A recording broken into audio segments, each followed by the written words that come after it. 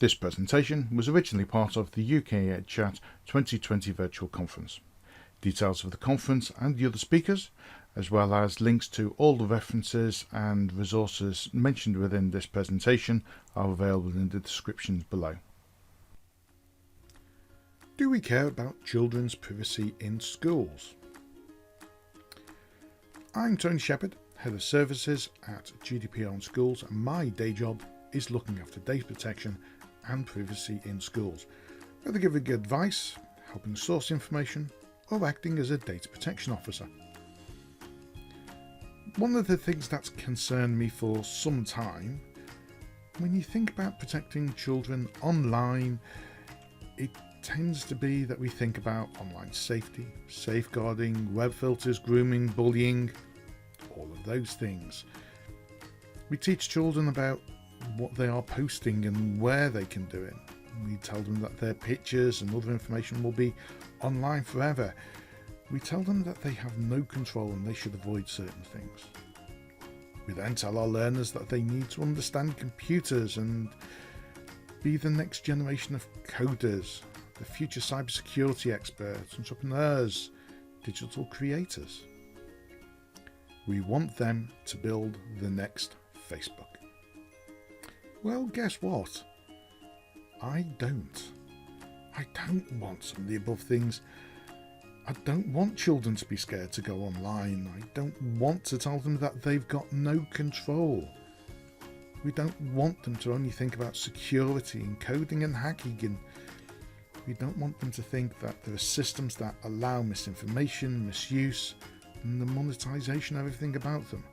Let's take a step back in time when we had a thing called ICT across the curriculum. Before the National Computing Centre for Education, before computing at school, and blogging and mailing lists and forums were key to sharing your thoughts and ideas and resources. When Bechter and the SSAT controlled most of the ICT and IT projects and the funding that went alongside them, when your local authority had a team that either helped or in some cases hindered what you needed to do with your school, back in the days when we all had money and of course e-learning credits for resources and the time to go along with it. Now, ICT across the curriculum was a brave approach that ensured that all subjects had the ability to use ICT to teach, to embed skills that learners had been using across other subjects, with packs of resources and ideas that had been gathered by the education agency and developed to overlap between subjects and the ICT curriculum.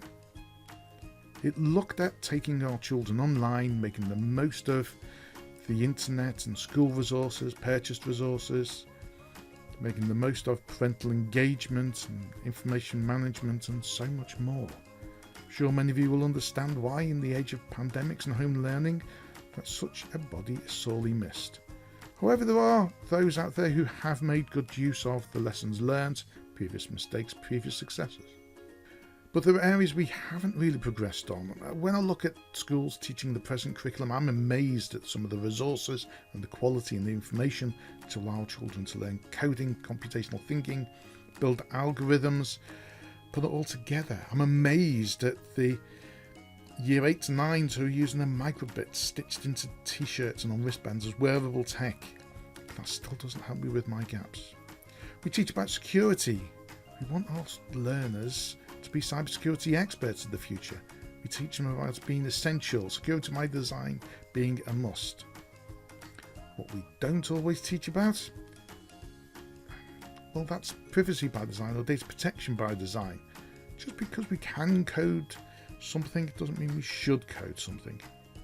Yes, we're talking about ethics. We don't want our children to build the next Facebook. We want them to build what Facebook needs to be. We need to show children what is happening to their personal data and how it affects their privacy. In the same way we build up online safety depending on capabilities and competence of each year group, so we need to consider how we do this for our children around data protection and privacy.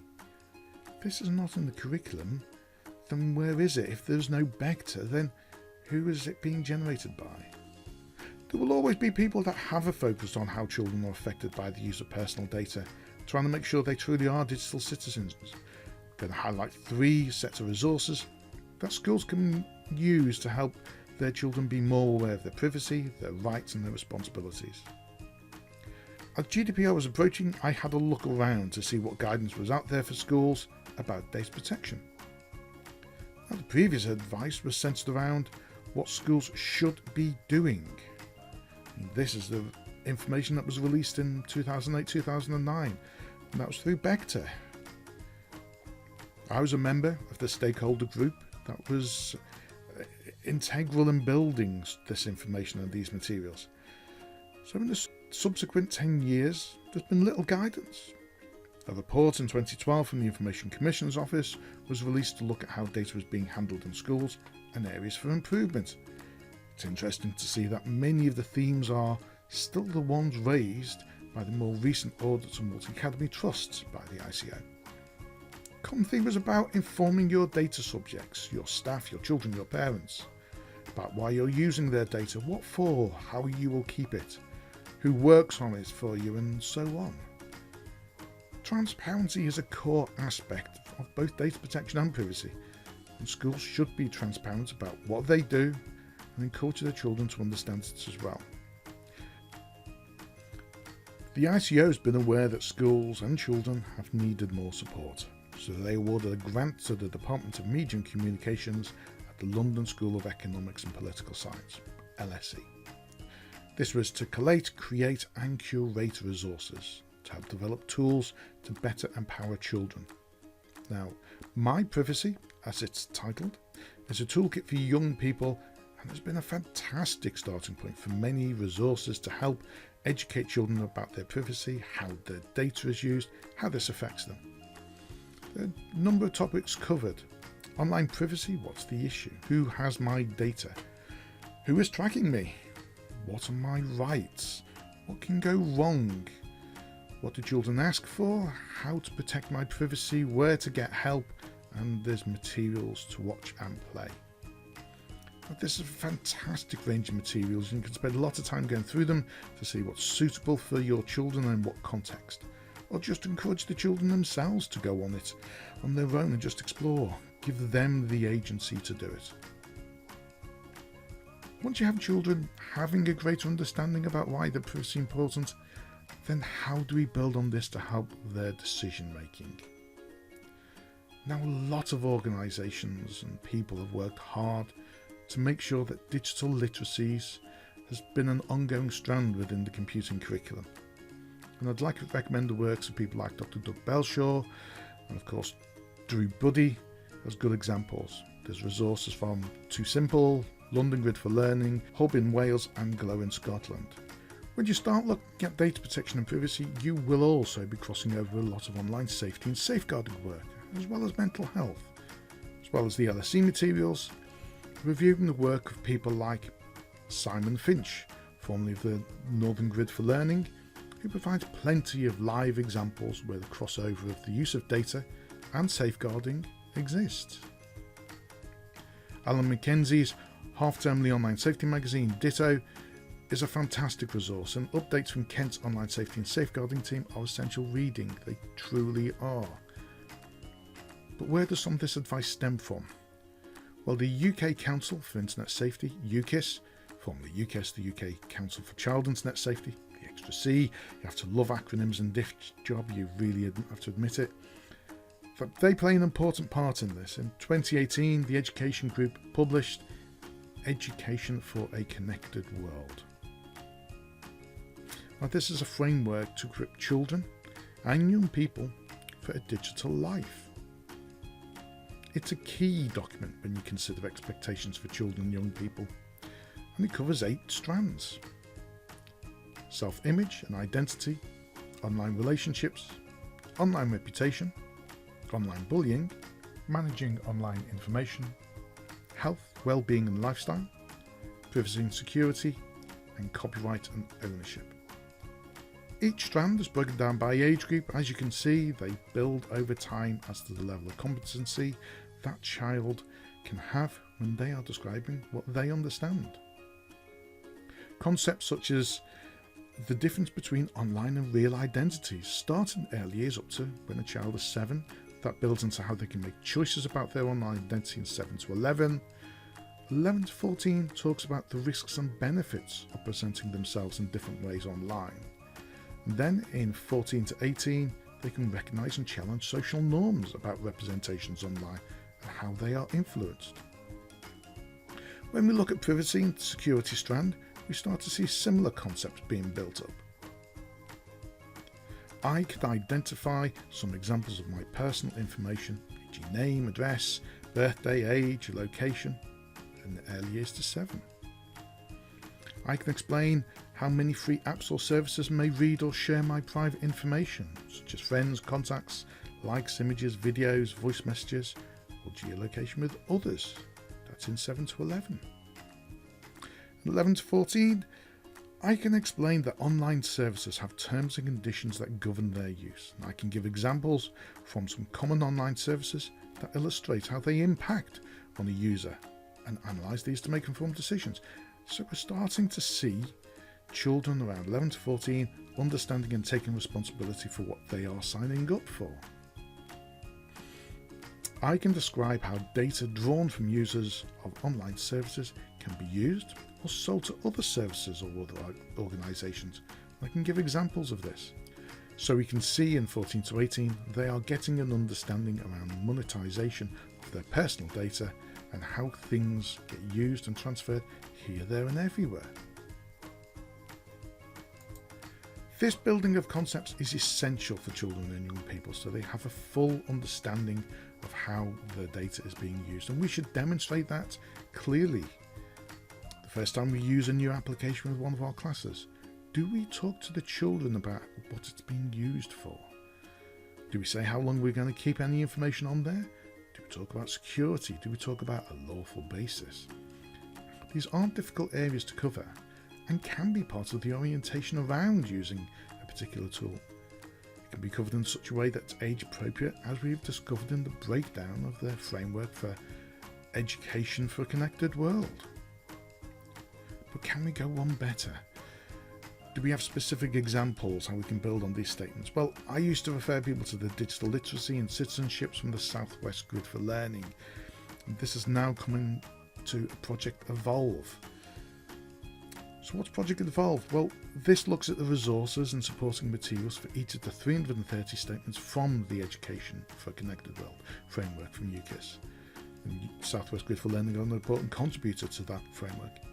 And this includes perspectives, research, activities, outcomes, supporting resources and professional development materials. It's pretty comprehensive and they are continuing to build it as they migrate materials over time, but you can go in there now and have a look to see what's been updated so far. There's some really key materials to talk about. You can go into the About page and that will give you more information about the history of the project and how it's run. We won't talk about this now, you can go and have a look at it later, but it's worth saying that it is a significant development on where they were.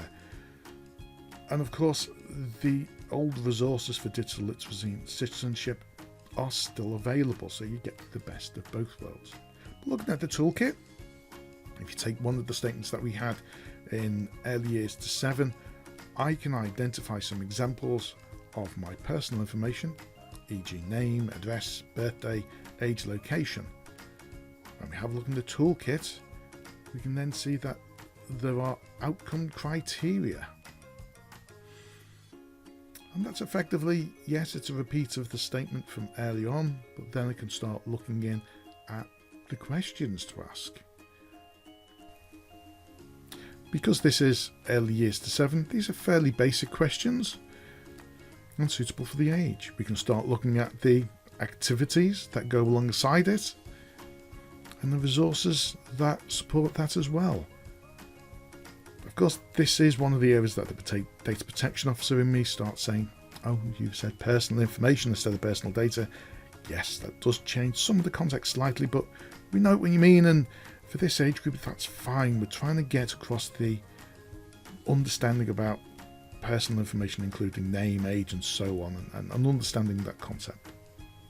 This builds all the way through in each age group until we get to 14 to 18.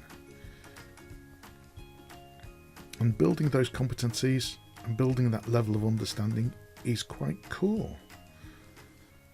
But when we look at the older statements, we have things like, I can undertake informed debate concerning the conflict between national security and personal privacy. Obviously, this is very relevant during the age of tracking, during pandemics, whether through apps, information being shared through social media, seeing who you meet with, whether centralisation or decentralisation are a better approach. You never know, in years to come when this presentation is watched again, people might just be viewing it and thinking that it's one of those things to some extent. But there you go, here's more information. So we come back to the question, do we care about children's privacy in schools? Of course we do. Do we have the knowledge and resources to help children and young people better understand about privacy and the use of their personal data? Well, clearly we do. Are we going to do something about it? Well, only you can answer that for your school, and hope this presentation has helped you with ideas about how that can happen. I'm always happy to have chats with others about data protection and privacy, and to answer questions where I can. Thank you very much for listening, and feel free to contribute to the discussions that continue online. I'm Tony Shepherd, Head of Services for GDPR in Schools.